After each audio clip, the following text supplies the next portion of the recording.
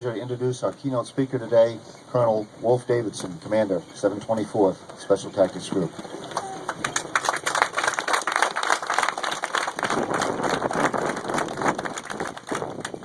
Well, good morning. It's certainly my honor to be here today, Chief Norad. Thank you so much for this opportunity. And before I get started, I'd like to offer one thanks out to all of the Combat Control Association, and specifically Chief Norad as the president and the rest of his officers and board members for Combat Control Association. You gentlemen have truly brought the game up and taken care of our brotherhood, and we truly appreciate it. Thank you.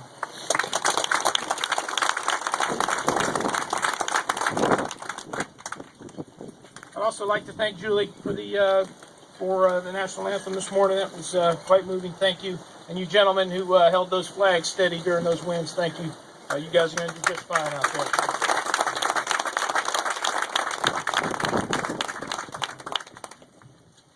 Obviously, General File, General Manning, Chief Turner, thank you so much for coming here today. I know there's a lot of places that demand your time, and to be here this morning is a demonstration of your commitment to these men that wear the berets and these families of those. So thank you, gentlemen, for being here with us this morning. Combat controllers of the past and those that are wearing the beret today, thank you guys for coming here and participating in this memorial.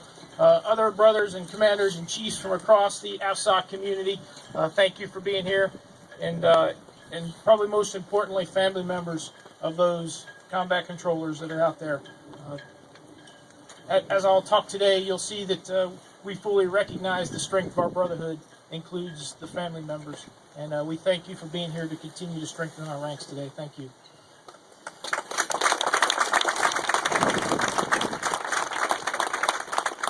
Today's purpose is certainly one of importance and nobility. Can you guys hear me all the way in the back? Okay. I don't know where else you'd want to be this morning than standing amongst the ranks of the people that we have here and the family members around here. This is truly moving to see the folks, and it's for a cause that we all believe in very heavily. This brotherhood that we call of combat control is probably worth a second to discuss at least what I think, where it comes from. Because many on the outside wonder, where do they get their strength? How come they are so tight and strong? And I'd like to talk about that just for a second. First, I would offer that you gain a brotherhood from the individuals that you unite. And that is where the families come in as an important piece. But when you bring people with common characteristics, common traits together, and specifically those of service, of valor, of honor, men who are willing to step up and do what's right when the nation needs them to do it, and you bring them together to one team, that's a pretty powerful team. But that's just where it starts for us. And then we forge these men through very troubling times and tough times in training that in any other element would build a brotherhood and a teamwork, but united by their common values, their common core, their common mission, and then experienced in training that transitions out into the battle and in deployments and in exercises and across the globe. Men who are driven to succeed together, dependent on one another, reliant on one another. That's where we start our brotherhood. But it is just a start.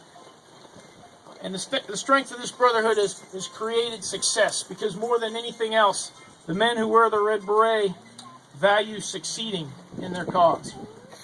And throughout our history, the history of combat control, on every continent and in every contingency operation, combat controllers have been successful.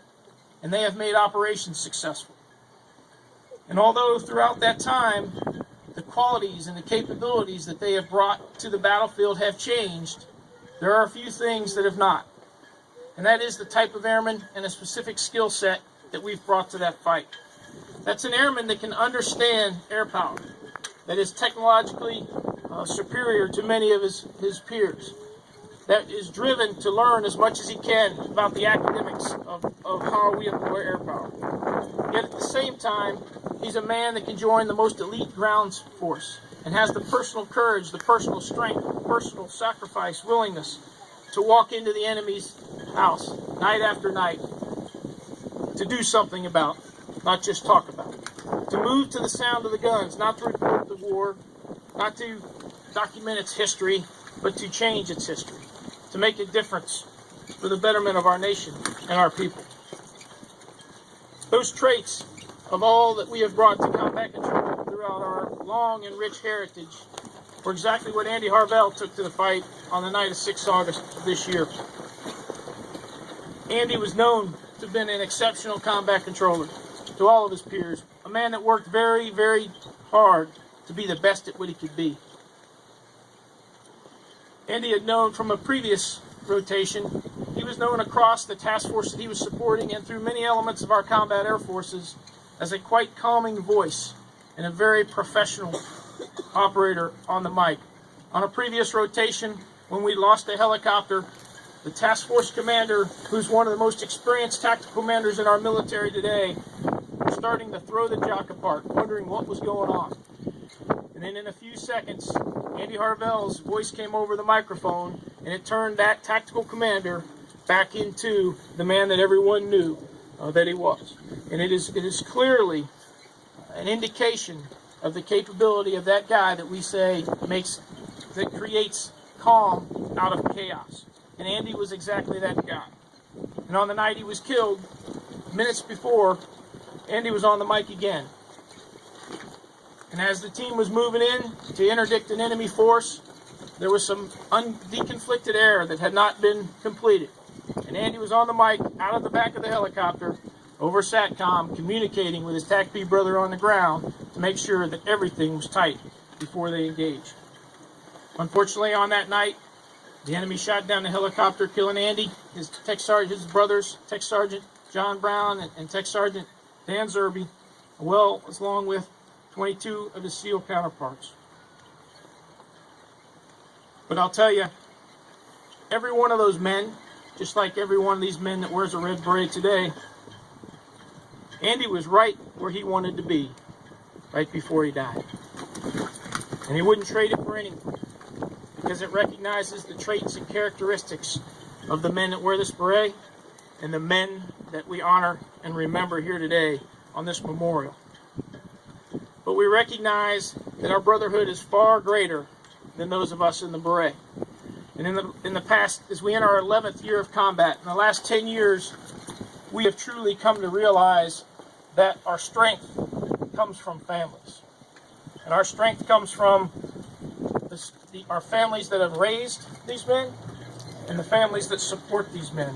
Because Andy was not only an exceptional combat controller, he was an exceptional father and a husband, son and a brother, like most of these men were.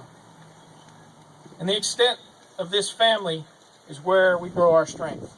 Because in the price of freedom, certainly the men who are on this have paid the ultimate cost, but they have also hollowed the hearts and changed the lives of family members across our country. And to the motto that we all adhere to as airmen, to never leave a brother behind, we continue to recognize that we will not leave a brother or a family member behind in combat, in life, or in death. The strength of this brotherhood goes far beyond the red beret. As we continue to move out in this war, it is upon us to remember and honor and recognize these men, these 18 men that have given the ultimate sacrifice for their nation, for their teammates, for their families. And it's just as important that we honor their family members for the sacrifices that they have taken. And we continue to bring them, retain them in the brotherhood that we call combat control. First there.